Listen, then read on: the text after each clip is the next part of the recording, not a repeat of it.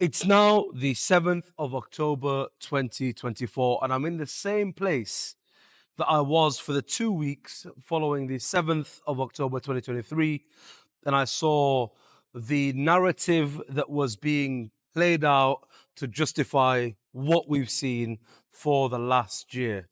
And 1 year on, we are now seeing Israeli troops going into their second phase of the war, as they like to describe it, in Lebanon. And unfortunately, there is about to be more civilian death. There's about to be more expansion of the Israeli empire. There's about to be more of the killing of Arabs. And obviously, as an Arab myself, it's something that I'm not a stranger to in my young life, let's say, of 31 years old. Tomorrow I'll be 32, and I will have seen this throughout my life. It's not anything new.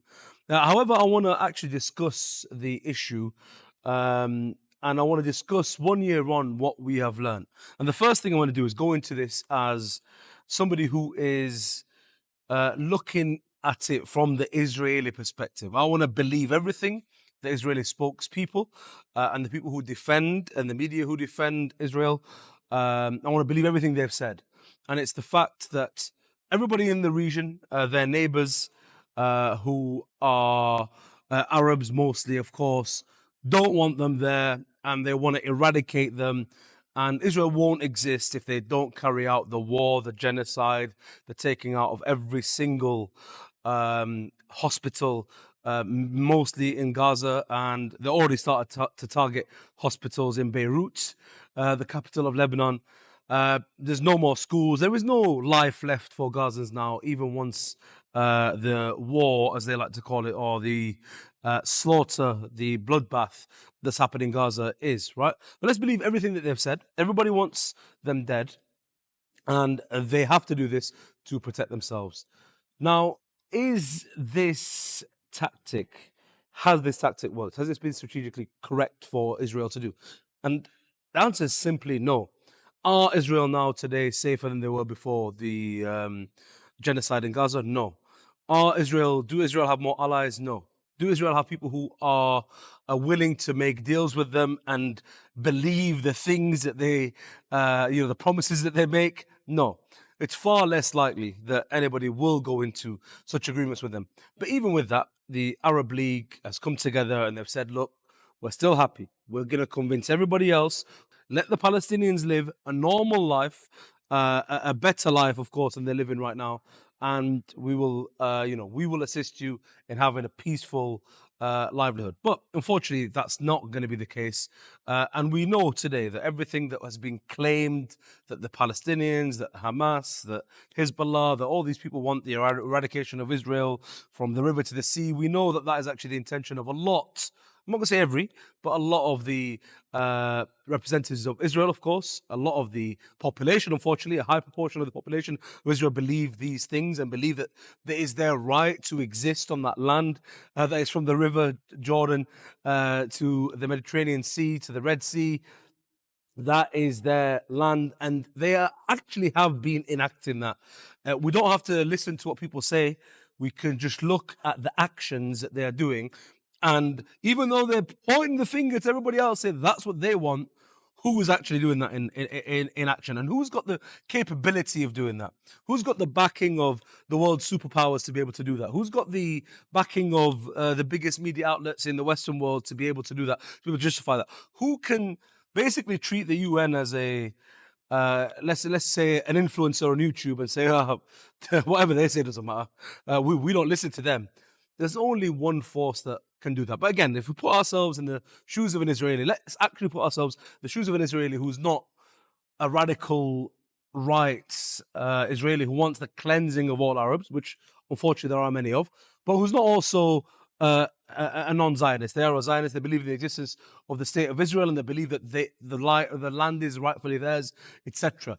Has this been effective? No. So how would I, as an Israeli, trust my country for going into another war? I think this, and I would, if I was Israeli, also think that where Israel are right now is almost they've dug themselves a hole, and rather than admitting, putting their hand up and saying, look, we can't do this. We're not going to be able to eradicate Hamas in the way we are. We've started a bigger war. We're on the horizon of World War III in the Middle East. Let's stop and go to a diplomatic option. I think they were just digging and digging and digging. It's mainly, of course, Netanyahu and his cronies who are wanting this to carry on. Otherwise, Netanyahu will, of course, be brought to justice, will be removed from his post, etc. Leaving Israel in a state of war is good for him. And I actually believe that they believe it's good for the Israeli ideology to exist in a full state of war. But again, if you put yourself in the neutral Zionist Israeli eyes, you think, hang on a second, we're in war again. People are fleeing Israel. This idea of a Jewish state in this locality is not going to be feasible if we continue being in wars again and again and again and again. I wouldn't move from the United States or from the United Kingdom or from Germany or from Austria or from Russia or from Morocco to move to Israel when it's in a state of war. And this is the problem. This is the problem that I don't understand. Like, why is there not more people actually just saying the reality is like, this is not working? Even if we believe every lie you've told, lying through your teeth to justify killing of Palestinian children, right? And many of them talk about Palestinian children as if they're the terrorists. Yeah, well, if we don't kill them now, they're going to become terrorists in the future. Let's just kill them whilst they're young. We've heard this narrative, unfortunately. But again, of course, they're not going to admit that. Now let's go to the opposite side, which is obviously what I believe. And it's that they're liars, they lie through their teeth. And we've seen that time and time and time and time again. And even if you believe the first narrative, and you put yourselves in the Zionist Israeli shoes, you would say, look, we should not trust this government, this military, which has fabricated evidence, which has failed time and time again to meet and reach, to meet their military stated goals, to go into another war. It's not going to end up good. If we go to the actual reality, the side of reality, and we understand, even if we don't go as extreme as saying we don't believe anything Israel is saying, but we believe, let's say, 30% of what Israel is saying, but we use our own judgment of all the rest of the situation, let's be real. This is a genocidal government with genocidal intent. Forget the people. Let's not even talk about the people who live in Israel. We've seen their narratives. We've seen their perspective. Social media has brought out the reality of what many Israelis believe about the lack of humanity in their Palestinian counterparts and in their Lebanese counterparts. Let's put that to one side. If we see this for what it truly is, this is going to be World War III, and nobody wants that. And this is exactly that. It's colonial settlers who want to take over more and more land, who have stated time and time again that Arabs are lesser than them, who run their country based upon the fact that the Jews who are Israeli are at the top of the creme de la creme. And there's even reports to say that if you're, for example, of African Jewish descent, you're less in the food chain or in your status in society than if you are of, let's say, Arab or European Jewish descent. And that's been apparent, unfortunately. And there's many articles you can research yourself to look at that. But let's put that to one side. Let's just say Jewish Israelis are at the top, Palestinian, Arab, Muslim at the very bottom, right? That is exactly how that society is run.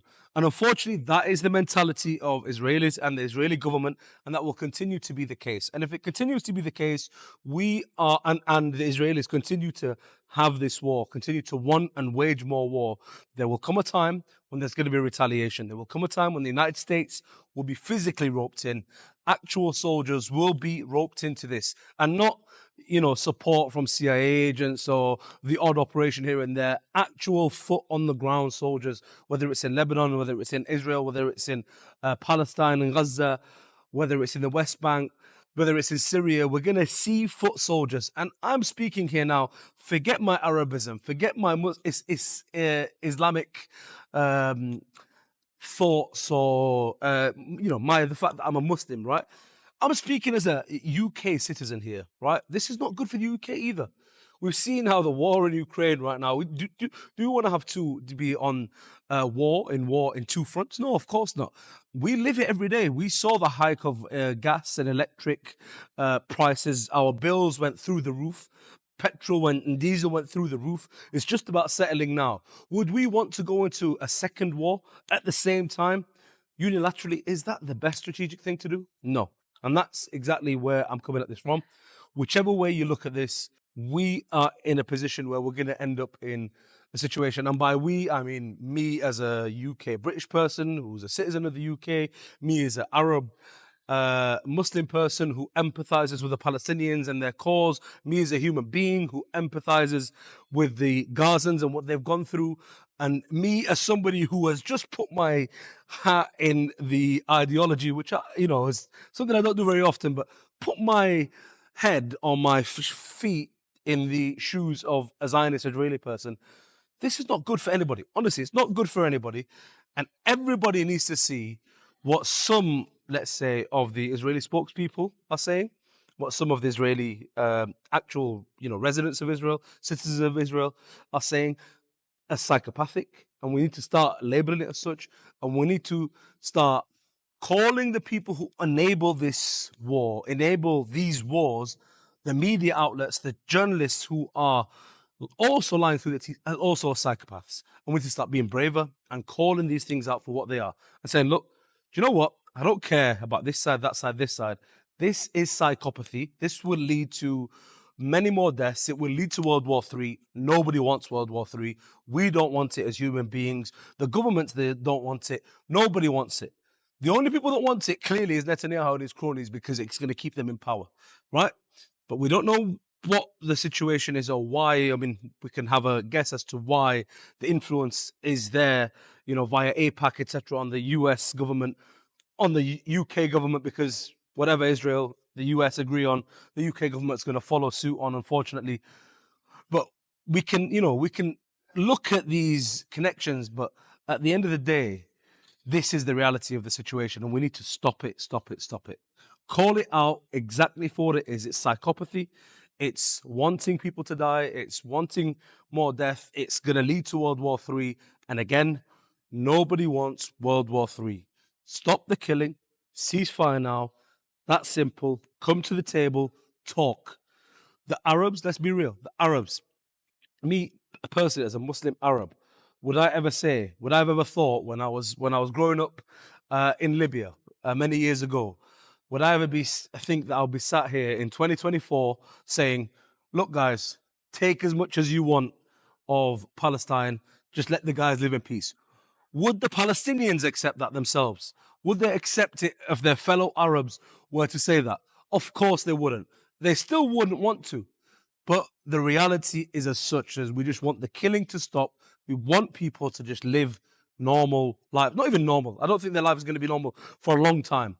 The people who of Gaza, their lives may never be normal. It's going to take generation upon generation upon generation of Gazans to have a normal life, right? Because even before this last year, their life wasn't normal. Kids who grow up in Gaza in those circumstances where everything is controlled by an external entity. Even the air you breathe is almost controlled.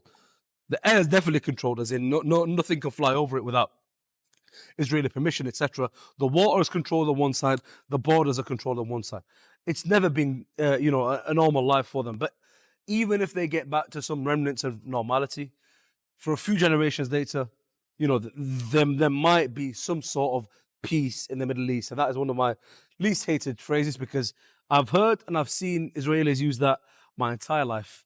And when they say peace in the Middle East, they don't mean that. They don't mean that. They mean peace in the way that suits the Zionist ideology best. That's exactly what the meaning of that is. And we've seen so many people coined as terrorist sympathizers and etc. for saying pro-Palestinian phrases like "from the river to the sea, Palestine will be free," but nobody's enacted that apart from the Israelis themselves.